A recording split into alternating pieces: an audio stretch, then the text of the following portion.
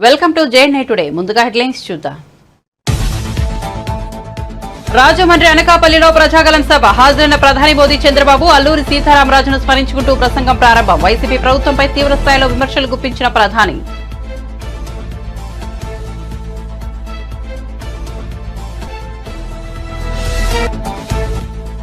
అనకాపల్లి సభలో ఇప్పుడు మనకు మోదీ గ్యారంటీ ఉందన్న చంద్రబాబు. మోదీ అనకాపల్లి సభ ద్వారా స్పష్టమైన భరోసా ఇచ్చారన్న టీడీపీ అధినేత.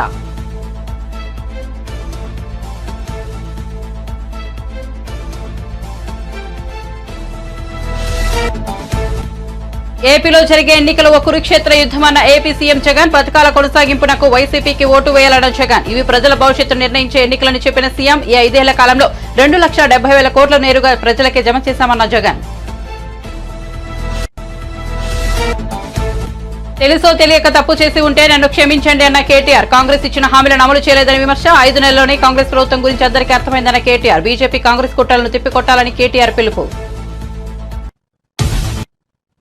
ఇక వార్త వివరాల్లోకి వెళ్తే అనకాపల్లి జిల్లా రాజుపాలెంలో ఏర్పాటు చేసిన ప్రజాగలం సభకు ప్రధాని నరేంద్ర మోదీ, టీడీపీ అధినేత చంద్రబాబు హాజరయ్యారు. ఈ సభలో మోదీ ప్రసంగిస్తూ స్థానిక నూకాల బత్తలని ప్రార్థిస్తున్నట్లు తెలిపారు. ప్రముఖ స్వాతంత్ర సమరయోధుడు అల్లూరి సీతారామరాజును స్మరించుకున్నట్లు పేర్కొన్నారు. సాయంత్రం 4:05 వెళ్లిపోవాల్సి ఉందని, అందుకే ముందుగా ప్రసంగిస్తున్నారని, తాను వెళ్లిపోయిన తర్వాత కూడా ప్రజలు సభలో ఉండాలని, చంద్రబాబు ప్రసంగం వినాలని సూచించారు. అనకాపల్లి में बेल्लम और तेलुगु दोनों की अद्भुत मिठास है। 4 जून को ये मिठास और बढ़ने वाली है। आंध्र प्रदेश में एनडीए की सरकार बनेगी और दिल्ली में भी एनडीए का परचम लहराएगा। डबल इंजन सरकार यहां के विकास को नई ऊंचाई पर ले जाएगी। మిత్రులారా, అనకాపల్లిలో బెల్లం మరియు తెలుగు భాష రెండు అద్భుతమైనవి, మధురమైనవి. జూన్ 4వ తారీఖున ఈ తీయదనం మరింతగా పెరగబోతుందని మీకు తెలియజేస్తున్నా. ఆంధ్రప్రదేశ్లో ఎన్డీఏ ప్రభుత్వం వస్తుంది. అలాగే ఢిల్లీలో కూడా ఎన్డీఏ ప్రభుత్వం జెండా రెపరెపలాడబోతుంది. ఈ యొక్క డబుల్ ఇంజిన్ ప్రభుత్వం అభివృద్ధి కొత్త ఎత్తులకు తీసుకెళ్తుంది. आज आंध्र प्रदेश के लोग कह रहे हैं कांग्रेस गई, वाईएसआर कांग्रेस आई, लेकिन फायदा कुछ नहीं हुआ। कांग्रेस हो या वाईएसआर कांग्रेस, दोनों की एक ही पहचान है। इनकी पहचान है बेलगाम भ्रष्टाचार। इनकी पहचान है माफिया राज। बगल में ही कर्नाटका में कांग्रेस को कुर्सी मिली है, वहां टैंकर माफिया, लैंड माफिया सरकार चला रहे हैं। यहां आंध्र प्रदेश में भी सैंड माफिया, लैंड माफिया और शराब माफिया का राज चल रहा है। आपको इस लूट से आंध्र प्रदेश को मुक्त कराने के लिए एनडीए की सरकार चुननी है। మిత్రులారా, ఈరోజు ఏపీ ప్రజలు అంటున్నారు కాంగ్రెస్ పోయింది, వైఎస్ఆర్ కాంగ్రెస్ వచ్చింది, అయినా ఏమీ ప్రయోజనం లేదని. కాంగ్రెస్ అయినా వైఎస్ఆర్ కాంగ్రెస్ అయినా ఇద్దరికి ఒకటే గుర్తింపు. వాళ్ళ గుర్తింపు హద్దులు లేని అవినీతి. వాళ్ళ గుర్తింపు మాఫియా రాజ్యం. మన పక్క ఉన్న కర్ణాటకలో కాంగ్రెస్ సీటేసి కూర్చుంది. అక్కడ ట్యాంకర్ మాఫియా, భూ మాఫియాతో ప్రభుత్వాన్ని నడుపుతున్నారు. ఇక్కడ ఏపీలో కూడా ఇసుక మాఫియా, భూ మాఫియా, మద్యం మాఫియాతో రాజ్యం నడుపుతున్నారు. ఈ దోపిడీ నుంచి ఆంధ్రప్రదేశ్ ని విముక్తి చేసేందుకు మీరు ఎన్డీఏ ప్రభుత్వాన్ని ఎన్నుకోవాలి. अनकापल्ली और आंध्र प्रदेश गन्ना किसानों का इतना बड़ा केंद्र रहा है। ప్రధాని నరేంద్ర మోదీ రాజమండ్రి రూరల్ వేమగిరిలో కూటమి సభకు హాజరయ్యారు. ఈ సందర్భంగా ఆయన తెలుగులో ప్రసంగం ప్రారంభించారు. నా ఆంధ్ర కుటుంబ సభ్యులందరికీ నమస్కారాలు, రాజమండ్రి వాసులందరికీ నమస్కారాలు, గోదావరి నదీ తల్లికి ప్రణామం చేస్తున్నానని తెలిపారు. ఆదికవి నన్నయ్య నడియాడిన నేల ఇది. ఇక్కడే ఆయన తెలుగులో తొలి కావ్యాన్ని రచించారని పేర్కొన్నారు. ఇప్పుడు ఈ గడ్డ నుంచి కొత్త చరిత్ర ప్రారంభం కానుందని నాకు స్పష్టంగా తెలుస్తోందని మోదీ వివరించారు. मैं गोदावरी मां को प्रणाम करता हूं।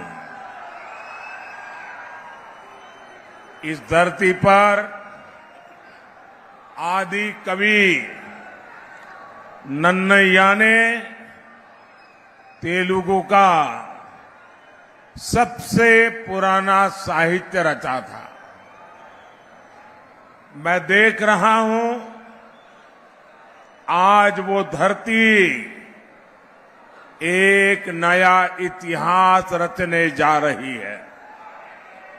నా ఆంధ్ర కుటుంబ సభ్యులారా, రాజమహేంద్ర వాసులారా, మీ అందరికీ నమస్కారాలు.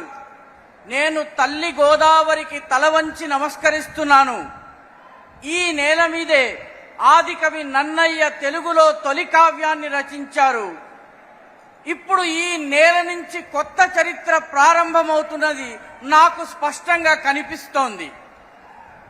साथियों, 13 मई को आप अपने वोट से आंध्र प्रदेश की विकास यात्रा का नया अध्याय शुरू करेंगे। लोकसभा चुनाव में तो एनडीए रिकॉर्ड बनाएगी ही, आंध्र विधानसभा में भी अगले 5 साल के लिए एनडीए सरकार तय हो जाएगी। ये विकसित आंध्र प्रदेश, विकसित भारत की तरफ बहुत बड़ा कदम होगा। साथियों, मैं साफ देख रहा हूं, मैं अभी यहां उड़ीसा से आ रहा हूं, वहां भी असेंबली के चुनाव चल रहे हैं, यहां भी असेंबली के चुनाव है। इस समय देश में जितने भी विधानसभा के चुनाव चल रहे हैं, सब में एनडीए की सरकार बनेगी। తెలుగుదేశం పార్టీ జాతీయ అధ్యక్షుడు చంద్రబాబు ప్రధాని నరేంద్ర మోదీతో కలిసి అనకాపల్లి ప్రజాగళం సభలో పాల్గొన్నారు. ప్రధాని మోదీ అనకాపల్లి సభ ద్వారా ఏపీ భవిష్యత్తుకు ఒక భరోసా ఇచ్చారని తెలిపారు. తద్వారా రాబోయే రోజుల్లో ఏపీకి అన్ని మంచి శకునాలే, వైసీపీకి అన్ని పీడ శకునాలని అభివర్ణించారు. 3 పార్టీలు ఎందుకు కలిశాయని చాలా మందికి సందేహాలు ఉన్నాయని, దానిపై అమిత్ షా స్పష్టంగా వివరించారని, ఇవాళ మోదీ కూడా స్పష్టంగా చెప్పారని వెల్లడించారు. నన్ను నమ్ముకున్న ఈ ప్రజల కోసం నేను కూడా త్యాగం చేయాలని, ఇదే విశాఖపట్నానికి పవన్ కళ్యాణ్ గారు వస్తే ఏం తమిళలో అడుగడుగున ఆటంకాలు క్రియేట్ చేశారా లేదా, ఉన్న బలంగా ఇక్కడి నుంచి వేరే ప్రాంతానికి తరలించారా లేదా అని అడుగుతున్నా. అనుకున్నాడు ఈ సైకో వీళ్ళబ్బ సొమ్ము విశాఖపట్నం అని. ఏం తమ్ముళ్ళు వీళ్ళ తాత జాగీరా అని మిమ్మల్ని అడుగుతున్నా. ఇంకా మీకు కోపం రాలేదని అడుగుతున్నా. అలాంటి అవమానాలు భరించాడు, వ్యక్తిగత విమర్శలు చేశాడు.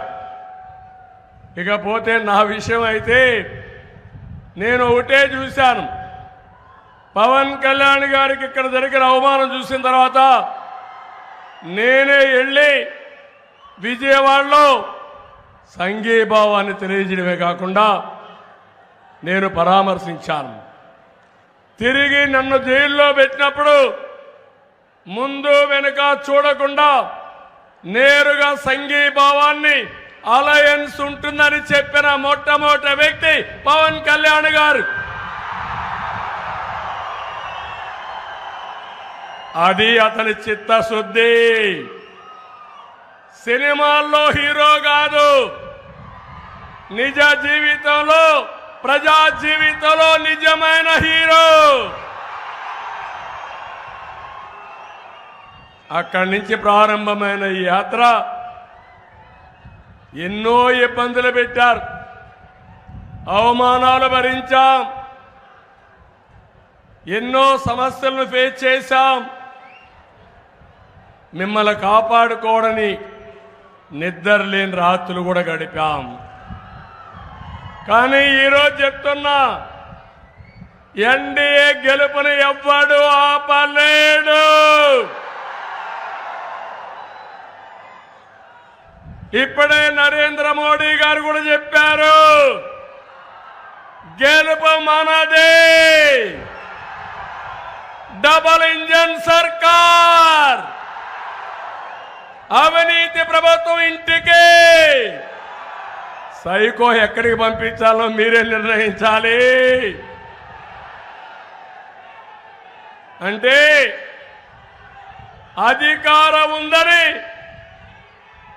ఒక మాటలో చెప్పాలంటే విర్రవీగిపోయిన వ్యక్తి ఈ సైకో. ఒక విషయం మీకు చెప్పాలి, నరేంద్ర మోడీ గారు గడిచిన 10 సంవత్సరాల్లో దేశాన్ని 5వ ఆర్థిక వ్యవస్థగా తీర్చిదిద్దాడు. ఇప్పుడు మళ్ళీ ఒకే మాట చెప్పాడు, ఈ 5 సంవత్సరాల్లో 3వ అతిపెద్ద ఆర్థిక వ్యవస్థగా నిర్మాణం చేస్తామని సంకల్పం చేశారు. ఇది అయిన తర్వాత 2047 వికసిత్ భారత్. అదే సమయంలో మా కళ, నా కళ గాని పవన్ కళ్యాణ్ గారి కళ వికసిత్ ఆంధ్రప్రదేశ్. కేంద్ర పథకాలను వైఎస్ఆర్సీపీ తన పథకాలుగా చెప్పుకుంటోందని జనసేన అధినేత పవన్ కళ్యాణ్ ఆరోపించారు. రాజమహేంద్రవరంలో కూటమి పార్టీల ఆధ్వర్యంలో నిర్వహించిన బహిరంగ సభలో ఆయన ప్రసంగించారు. ఈ సభకు ప్రధాని మోదీ హాజరయ్యారు. ఈ సందర్భంగా పవన్ మాట్లాడుతూ, దేశానికి అభివృద్ధితో పాటు గుండె ధైర్యం అవసరం. 10 ఏళ్లుగా భారత్ వైపు చూడాలంటేనే శత్రువులు భయపడుతున్నారు. మోదీ గొంతెత్తితే దేశంలోని అణువణువుతూ స్పందిస్తోందని, కేంద్రం ఇచ్చే ఇళ్లకు జగనన్న కాలనీలని పేరు పెట్టుకున్నారని మండిపడ్డారు. అలాగే కేంద్రం ఇస్తున్న, ప్రధానమంత్రి గారు ఇస్తున్న 1,80,000 రూపాయలు ఒక్కొక్క ఇంటికి ఇస్తా ఉంటే దానికి వైఎస్ జగనన్న కాలనీలు పేరు పెట్టుకున్నారు. అలాగే మనకి ప్రతిరోజు 38 కిలోమీటర్ల హైవే నిర్మితం జరుగుతుంది ప్రధానమంత్రి గారి నాయకత్వంలో. మనకి కావాల్సింది ఈ రోజున, నేను ప్రధానమంత్రి గారిని, కేంద్ర నాయకత్వాన్ని ఒకటే కోరుకున్నాను, మాకు లక్షలాది యువతున్నారు. ఏమన్నా జాతీయ మనకి ఛానల్లో కూడా చెప్పాను, ఆంధ్రప్రదేశ్ భారతదేశ తాలూకు పేట్రియట్ దేశభక్తిని అణువణువున గుండెలో నింపుకున్న సమాజం ఇది. పింగళి వెంకయ్య గారు మువ్వెన్నెల జెండాని రూపుదిద్దిన రూపశిల్పి పింగళి వెంకయ్య గారు. మా అందరికీ జాతీయోద్యమం, జాతీయ స్ఫూర్తి కొండంత ఉంది, హిమాలయ పర్వతాల ఉంది, హిమాలయ పర్వతం అంతా ఉంది. మేము కోరుకునేది కూడా ఈ రోజున, ఎందుకు అలయన్స్ ని మేము కోరుకున్నాం, ఎందుకు ప్రధానమంత్రి గారి ఆశీస్సులు ఈ కూటమికి కావాలి, మనకి టీడీపీ జనసేన కూటమికి ఎందుకు ప్రధానమంత్రి గారి ఆశీస్సులు కావాలి అంటే, మొత్తం వికసిత్ భారత్ ఉంటే, మొత్తం భారతదేశం అంతా అమృత గడియలుంటే, ఒక ఆంధ్రప్రదేశ్ లోనే వైఎస్ జగన్ పాలనలో విష గడియలు. ఎటు చూసినా ఇసుక దోపిడీ, ఎటు చూసినా మట్టి దోపిడీ, ఎటు చూసినా స్కాములు. ఇవన్నీ ఆగాలి అంటే ప్రధానమంత్రి గారి ముందుండి ఆంధ్రప్రదేశ్ ని నడిపిస్తే తప్ప దీనిని ముందుకు తీసుకెళ్లలేం. అందుకని వారి ఆశీస్సులు కోరుకున్నాం.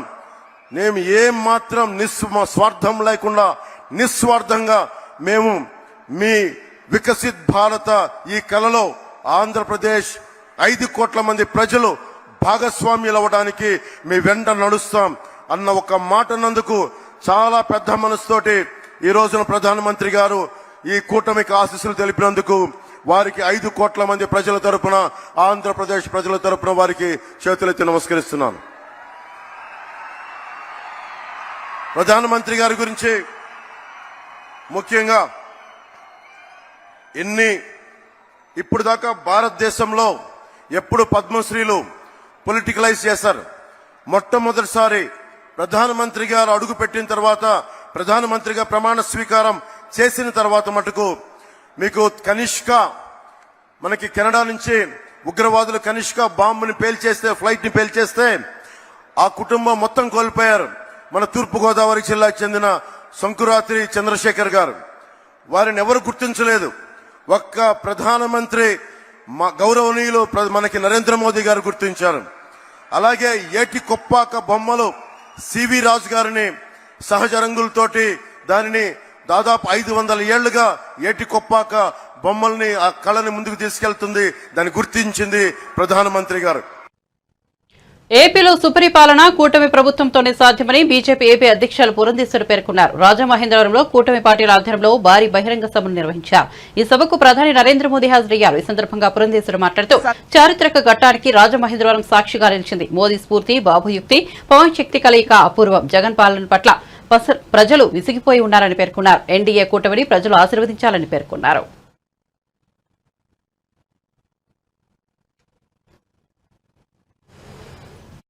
మనకి ప్రస్ఫుటంగా కనపడేది నరేంద్ర మోడీ గారి స్ఫూర్తి, చంద్రబాబు నాయుడు గారి యుక్తి మరియు సోదరులు పవన్ కళ్యాణ్ గారి శక్తి అని చెప్పి నేను మీకు చెప్పాల్సినటువంటి అవసరం లేదు. ఇవాళ మనందరికీ తెలియనటువంటి విషయం కాదు, గడిచిన 5 సంవత్సరాల కాలంలో ఏ రకంగా మనం ఇబ్బందులు పడ్డామో, ఏ రకంగా పేదల నడ్డి విరిచారో, ఏ వర్గం వారికి కావచ్చు, ఏ వర్ణం వారికైనా కావచ్చు, ఎవరికి కూడా న్యాయం చేయనటువంటి ప్రభుత్వాన్ని, పాలనని మనం ఇప్పటి వరకు చూస్తూ వచ్చాం. కనుకనే ఇవాళ ఈ 3 పార్టీలు కలిసి ముందుకు రావడం జరిగింది. ఇవాళ ఈ 3 పార్టీల యొక్క ఆలోచన విధానాన్ని, ధోరణి కనుక ఒక్కసారి పరిశీలించినట్లయితే సబ్కే సాత్ సబ్కా వికాస్ అంటూ భారతీయ జనతా పార్టీ నినదిస్తుంది. అంటే సమాజంలో ఉన్నటువంటి ప్రతి ఒక్కరికి కూడా సంక్షేమాన్ని అందిస్తూ తద్వారా భారతదేశ సర్వతోముఖాభివృద్ధిని సాధించాలి అనేటువంటి లక్ష్యం. అదేవిధంగా తెలుగుదేశం పార్టీ ఆలోచన విధానాన్ని కనుక ఒక్కసారి మనం తిలకించినట్లయితే సమాజమే దేవాలయం, పేదవాడే దేవుడు. అంటే సమాజంలో ఉన్నటువంటి పేదవారికి, బడుగు బలహీన వర్గాల వారికి న్యాయం చేయాలి అనేటువంటి ఆలోచన. అదేవిధంగా జనసేన పార్టీని కనుక మనం చూసినట్లయితే సోదరులు పవన్ కళ్యాణ్ గారు సమాజంలో ఎవరైనా సరే అన్యాయానికి గురైనట్లయితే వారి పక్షాన నిలబడుతూ ప్రశ్నిస్తాను, గళం విప్పి అంటూ ముందుకు వచ్చినటువంటి నాయకత్వం. కనుక ఈ 3 పార్టీలు ఒకే రకమైనటువంటి ఆలోచన విధానంతో ముందుకు వెళ్తున్నటువంటి సందర్భంలో బడుగు బలహీన వర్గాల వారికి, పేదలకి సంక్షేమాన్ని అందించాలి అనేటువంటి ఆలోచన. మరో వారం రోజుల్లో ఆంధ్రప్రదేశ్లో జరగబోయే ఎన్నికలు ఓ కురుక్షేత్ర యుద్దమని ముఖ్యమంత్రి వైఎస్ జగన్ చెప్పారు. కేవలం ఎంపీలను, ఎమ్మెల్యేలను ఎంపిక చేసుకునే ఎన్నికలు కావని, ఇవి ప్రజల భవిష్యత్తు నిర్ణయించే ఎన్నికలని జగన్ స్పష్టం చేశారు. ఈ ఎన్నికల్లో తనకు ఓటు వేసే సంక్షేమ పథకాల కొనసాగింపునకు ఓటు వేసినట్లేనని జగన్ తెలిపారు. అదే చంద్రబాబుకు ఓటు వేసే సంక్షేమ పథకాల ముగింపునకు ఓటు వేసినట్లేనని, నిద్రపోయిన చంద్రముఖిని మళ్లీ లేపి ఇంటికి తెచ్చుకున్నట్లు అవుతుందని జగన్ వివరించారు. ఎన్నికల ప్రచారంలో భాగంగా వైఎస్ జగన్ గుంటూరు జిల్లా మాచల సభలో పాల్గొని మాట్లాడారు. ఈ 5 ఏళ్ల కాలంలో 2,70,000 కోట్ల రూపాయలని సంక్షేమ పథకాల పేరుతో ప్రజలకు నేరుగా అందించామని జగన్ చెప్పారు. 2,50,000 ఉద్యోగాలను కల్పించామన్నారు. ప్రభుత్వ ఆసుపత్రుల్లో సిబ్బంది కొరత లేకుండా వైద్య నియామకాలు చేపట్టామని ఆయన అన్నారు. ఎన్నికల సమయంలో రంగురంగుల కాగితాల్లో మేనిఫెస్టోలు ప్రకటించి ఎన్నికలయ్యాక వాటిని చెత్తబుట్టిలోకి విసిరేస్తారని ప్రతిపక్షాలను విమర్శించారు. కురుక్షేత్ర మహాసంగ్రామం, ఈ జరగబోయే ఈ ఎన్నికలు కేవలం ఎమ్మెల్యేలను, కేవలం ఎంపీలను ఎన్నుకునేందుకు మాత్రమే జరగబోతా ఉన్న ఎన్నికలు కానే కావు. జరగబోయే ఈ ఎన్నికలు రాబోయే 5 ఏళ్ల మీ ఇంటింటి భవిష్యత్తును, పథకాల కొనసాగింపును నిర్ణయించబోయే ఎన్నికలు ఈ జరగబోయే ఎన్నికలు. ఈ ఎన్నికల్లో మీ జగన్కు ఓటు వేస్తే పథకాలన్నీ కొనసాగింపు, ఇంటింటి అభివృద్ధి. అదే పొరపాటున చంద్రబాబుకు ఓటు వేస్తే పథకాలన్నింటినీ వీటి ముగింపు మళ్ళీ మోసపోవటం. పొరపాటున చంద్రబాబుకు ఓటు వేస్తే ఏమవుతుంది? మళ్ళీ చంద్రముఖి నిద్రలేస్తుంది. పొరపాటున చంద్రబాబుకు ఓటేస్తే మళ్ళీ చంద్రముఖి నిద్రలేస్తుంది. లేచి లకలక లకలక లకలక అంటూ మళ్ళీ మీ రక్తం దాగేందుకు మీ ఇంటి గడప దొక్కుతుంది. ఖచ్చితంగా ఆలోచన చేయమని కోరుతా ఉన్నా. బాబు చరిత్ర చూస్తే ఏ రోజు మాట మీద నిలబడ్డ చరిత్ర లేదు. బాబు మొన్న ఇచ్చిన మేనిఫెస్టో చూస్తే సాధ్యం కాని హామీలతో ఆయన చెప్పిన హామీలను చూస్తే ఆయన చేయబోయే మోసం కళ్ళకు కట్టినట్టుగా కనిపిస్తా ఉంది. నేను ఆలోచన చేయమని అడుగుతా ఉన్నా. ఈ 59 నెలలుగా మీ బిడ్డ పరిపాలన మీరు చూశారు. ఈ 5 సంవత్సరాలలో, ఈ 59 నెలల కాలంలో గతంలో ఎప్పుడూ జరగని విధంగా, గతంలో చూడని విధంగా మీ బిడ్డ ఏకంగా 2,70,000 కోట్ల రూపాయలు, మళ్ళీ చెప్తా ఉన్నాను, ఏకంగా 2,70,000 కోట్ల రూపాయలు మీ బిడ్డ నా అక్క చెల్లెమ్మల కొరకు, నా అక్క చెల్లెమ్మల కుటుంబాలు బాగుండాలి అని ఏకంగా 130 సార్లు మీ బిడ్డ బటన్లు నొక్కాడు. నా అక్క చెల్లెమ్మలకు మంచి చేసేందుకు 130 సార్లు మీ బిడ్డ బటన్లు నొక్కి వివిధ పథకాల ద్వారా నా అక్క చెల్లెమ్మల ఖాతాలకే నేరుగా వారి చేతికి ఎలాంటి లంచాలు లేకుండా, ఎలాంటి వివక్ష లేకుండా నేరుగా మీ బిడ్డ బటన్ నొక్కడం, నేరుగా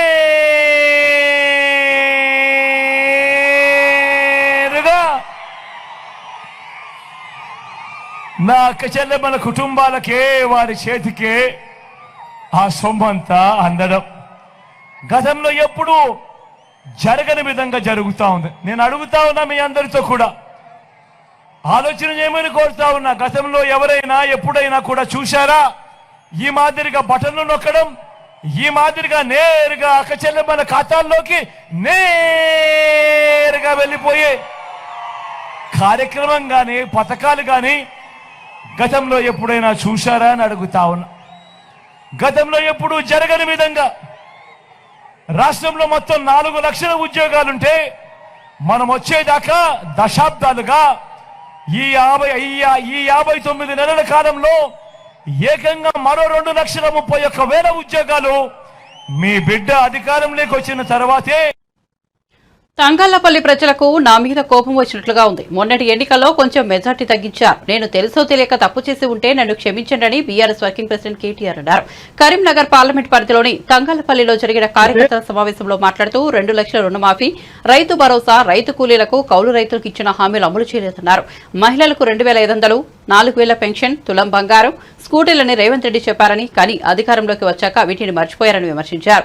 రంగుల కళ లాంటి సినిమాను చూపించి కాంగ్రెస్ పార్టీ అధికారంలోకి వచ్చిందని విమర్శించారు. ఓ ఫలానాయన పెత్తనం ఉంది, నాకు పెత్తనం ఇస్తలేరన్న బాధున్న ఈ 5-6 రోజులు గట్టిగా దండాడితే తప్పకుండా మనకు మంచి ఫలితాలు వస్తాయి. మీ అందరినీ నేను ప్రార్థించేది ఒకటే, ఉంటాయి చిన్న చిన్న ఊరన్నంగా చిన్న చిన్న బాధలు ఉంటాయి, ఎప్పటికీ అయిపోవు సమస్యలు. ఏదో ఒక సమస్య ఉంటుంది, ఒకటి పోతే ఒకటి వస్తుంది, అది పోతే ఇంకోటి వస్తుంది, ఒక సమస్య పోగానే ఇంకోటి మోపవుతుంది. నేను మిమ్మల్ని ప్రార్థించేది ఒకటే, మనం ఇప్పుడు మన ఊళ్ళో చిన్న చిన్న పంచాయతీలున్నా ఒక ఫలానాయన పెత్తనం ఉంది, నాకు పెత్తనం ఇస్తలేరన్న బాధున్నా, లేదా ఫలానా పని నేను అడిగినా అది కాలేదన్న బాధున్నా, ఈ నిమిషానికి తాత్కాలికంగా వాటిని అదిం పెట్టుకునైనా సరే మనం గట్టిగా కష్టపడితే ఒక 10-12 ఎంపీ సీట్లు కొడితే తప్పకుండా 6 నెలల లోపలనే తిరిగి కేసీఆర్ గారు రాష్ట్ర రాజకీయాన్ని శాసించే పరిస్థితి వస్తుంది. అందుకే మిమ్మల్ని ప్రార్థించేది 13 తారీఖు నాడు మీరందరూ కూడా మనస్ఫూర్తిగా 10 మందికి చెప్పండి. ఎస్టీ డిక్లరేషన్ రకరకాల ప్రజలకు అన్ని విషయాలు అర్థమైనాయి. 5 నెలలు అయిపోయినాయి, 6వ నెల ఈ మే 7 దాటిన రేపైతే 6వ నెలలు పడతాం మనం. మరి ప్రజలకు అన్ని విషయాలు ఇలా అర్థమైనాయి. కానీ మీ అందరితో నా ప్రార్థన ఒకటే, ప్రజలు కోపంగా ఉన్నారు. 100 రోజుల్లో హామీలు అమలు చేస్తామని చెప్పి అమలు చేయలేదు అనే కోపం ఉంది. కానీ కాంగ్రెస్ వాళ్ళు ఇంకా కూడా ప్రతిపక్షంలో ఉన్నప్పుడు ఎట్లయితే అబద్ధాలు చెప్పేదో అదే పద్ధతిలో ఇప్పుడు కూడా అబద్ధాలు చెప్తున్నారు. నిన్న రేవంత్ రెడ్డి గారు నిన్నగాక మొన్న సిరిసిల్లకు వచ్చి సరే నన్నైతే పొట్టు తిట్టిండు అనుకో, ఆయనకు తిట్టుడు అలవాటు, నోరు వారేసుకున్న అలవాటు, ఇష్టం వచ్చినట్టు తిట్టిండు. నేనేం బాధపడా, ఎందుకంటే నన్ను తిరిగితే నాకు దిష్టి పోయింది అనుకుంటా తప్ప నాకేం బాధ లేదు. కానీ బాధాకరం ఏంటంటే అబద్ధాలు చెప్పుడు. 6 గ్యారంటీలల్లా 5 నేను ఆల్రెడీ అమలు చేసిన అని చెప్తుండ్రు రేవంత్ రెడ్డి. 5 ఆల్రెడీ అమలు అయిపోయినాయి, అమలు జరిగిపోయింది అని బొంకుతున్నాడు రేవంత్ రెడ్డి. దయచేసి ప్రజలకు మనం గుర్తు చేయవలసిన అవసరం ఉంది. ఎవరికైనా నెలకు 2,500 రూపాయలు వచ్చినాయా? మహిళలకు ఎవరికైనా వచ్చినాయా? 4,000 వచ్చినాయా? పెద్ద మనుషులకు 4,000 కాదు, ఉన్న 2,000 జనవరిలో ఎత్తగొట్టిండు. మనం ఇచ్చిన 2,000 జనవరి నెల పెన్షన్ కూడా ఎగ్గొట్టినోడు రేవంత్ రెడ్డి. 4,000 ఇచ్చినా అని చెప్పుకుంటున్నాడు. ఇంకా సిగ్గులేని ముచ్చట ఏంటంటే, ఘోరమైన ముచ్చట, నేను రైతు భరోసా ఇచ్చినా అని చెప్తున్నాడు రేవంత్ రెడ్డి. రైతు భరోసా అంటే ఏంది? 15,000 పడ్డాయా? ఎవరికైనా 7,500? రైతు భరోసా ఇచ్చేసినట్టు. రైతు బంద్ అంటేనేమో 10,000. రైతు భరోసా అంటే ఏం చెప్పిండు రేవంత్ రెడ్డి? 10,000 కాదు 15,000 ఇస్తా అన్నాడు. ముఖ్యమంత్రి రేవంత్ రెడ్డి హిందూగా చెప్పుకోవడాన్ని తాము ఖండిస్తున్నామని, ఆయన హిందూ సమాజానికి క్షమాపణలు చెప్పాలని బీజేపీ రాజ్యసభ సభ్యుడు డాక్టర్ లక్ష్మణ్ డిమాండ్ చేశారు. సోమవారం ఆయన మీడియాతో మాట్లాడుతూ ముఖ్యమంత్రి పవిత్రమైన అక్షతలను ఆహ్వానిస్తున్నారని ఆగ్రహం వ్యక్తం చేశారు. నైతికంగా ఆయనకు హిందూగా చెప్పుకునే అర్హత లేదన్నారు. హిందువుల మనోభావాలను ఆయన దెబ్బతీశారన్నారు. శ్రీరాముడన్న, హిందూ దేవులన్న కాంగ్రెస్ పార్టీకి ఎందుకు అంత ద్వేషమో చెప్పాలని ప్రశ్నించారు. రాజ్యాంగానికి విరుద్ధంగా ముస్లిం రిజర్వేషన్లను కాంగ్రెస్ పార్టీ సీఎం రేవంత్ రెడ్డి సమర్థిస్తున్నారని విమర్శించారు. ముస్లింల ఓట్ల కోసం కాంగ్రెస్ పాకులాడుతోందని విమర్శించారు. ఇచ్చిన గ్యారంటీలను అమలు చేయకుండా ప్రజలను మోసం చేశారని విమర్శించారు. ప్రధాని నరేంద్ర మోదీ, కేంద్ర హోంమంత్రి అమిత్ షా పట్ల కాంగ్రెస్ నేతలు అసభ్య పదజాలంతో విరుచుకుపడడం సరికాదన్నారు. తెలంగాణలో మాత్రమే కాదని కర్ణాటక, హిమాచల్ ప్రదేశ్ రాష్ట్రాల్లో కూడా కాంగ్రెస్ ఇచ్చిన హామీలు అమలు చేయడంలో విఫలమైందన్నారు. ఎస్టీ బీసీల పట్ల చిత్తశుద్ధి ఉంటే దీనికి నేను జవాబు చెప్పాల్సిందిగా దాటవేసే వైఖరి కాకుండా, చెప్పలేదనే దానికి నీవు ఆ భాగ్యలక్ష్మి మందిర్ దగ్గర వచ్చి మరి ఏమాత్రం కూడా నీకు మరి ఆ దేవుడి మీద నమ్మకం ఉంటే నేను ఒకసారి సవాల్ చేస్తున్నాను. భాగ్యనగర్ భాగ్యలక్ష్మి మందిర్కి రండి. నెహ్రూ గారు కులం ఆధారంగా రిజర్వేషన్లను వ్యతిరేకించి రాసిన ఉత్తరం వాస్తవమా కాదా? జూన్ 27, 1961 27th జూన్ 1961లో ముఖ్యమంత్రులకు రాసినటువంటి ఉత్తరాలకు దీనికి మీరు ఏం జవాబు చెప్తారో, మీకు నిజంగా ఎస్సీ ఎస్టీ బీసీల పట్ల చిత్తశుద్ధి ఉంటే దీనికి నేను జవాబు చెప్పాల్సిందిగా దాటవేసే వైఖరి కాకుండా, చెప్పలేదనే దానికి నీవు ఆ భాగ్యలక్ష్మి మందిర్ దగ్గర వచ్చి మరి ఆ రకంగా ఒట్టు పెట్టుకుంటామని అడుగుతాను. రాజీవ్ గాంధీ స్వయంగా పార్లమెంటులో 6th సెప్టెంబర్ 1990 బాహాటంగా పార్లమెంటులో బీసీలకు 27% రిజర్వేషన్లను విభేదించింది వాస్తవమా కాదా? ఒక్కసారి నువ్వు వచ్చి అది నిజం కాదని చెప్పగలుగుతావని అడుగుతా ఉన్నాను. ఈ రకంగా మీరు ఈ యొక్క రిజర్వేషన్లు ఆది నుంచి కాంగ్రెస్ నాయకులు వ్యతిరేకించడమే కాకుండా సచార్ కమిటీ, రంగనాథన్ మిశ్రా కమిషన్ వీళ్ళ యొక్క నివేదికలు తెప్పించి బీసీల నోట్లో మట్టి కొట్టించింది. ఇది ప్రయత్నం చేసింది వాస్తవమా కాదా రేవంత్ రెడ్డి గారు చెప్పాలా? బీసీలలో ఏ రకంగా మైనారిటీలను చేర్చి బీసీల వాటా కాజేసడానికి ఈ యొక్క నివేదికలు మరి స్పష్టం చేసినాయా కాదా చెప్పాల్సిన కోరుతారు. ఈరోజు వాస్తవంగా దేశంలో బులెటిన్ ముగించే ముందు హెడ్లైన్స్ మరోసారి చూద్దాం.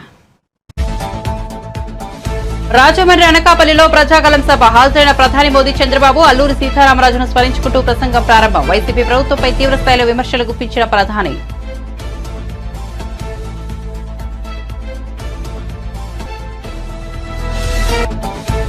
అనకాపల్లి సభలో ఇప్పుడు మనకు మోదీ గ్యారంటీ ఉందన్న చంద్రబాబు. మోదీ అనకాపల్లి సభ ద్వారా స్పష్టమైన భరోసా ఇచ్చారన్న టీడీపీ అధినేత.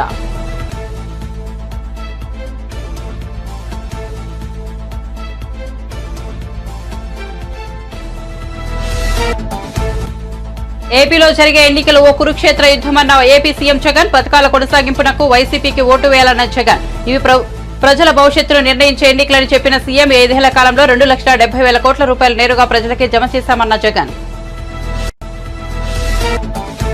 తెలుసో తెలియక తప్పు చేసి ఉంటే నన్ను క్షమించండి అన్న కేటీఆర్. కాంగ్రెస్ ఇచ్చిన హామీలను అమలు చేయలేదని విమర్శ. 5 నెలల్లోనే కాంగ్రెస్ ప్రభుత్వం గురించి అందరికీ అర్థమైందన్న కేటీఆర్. బీజేపీ కాంగ్రెస్ కుట్రలు తిప్పికొట్టాలని కేటీఆర్ పిలుపు.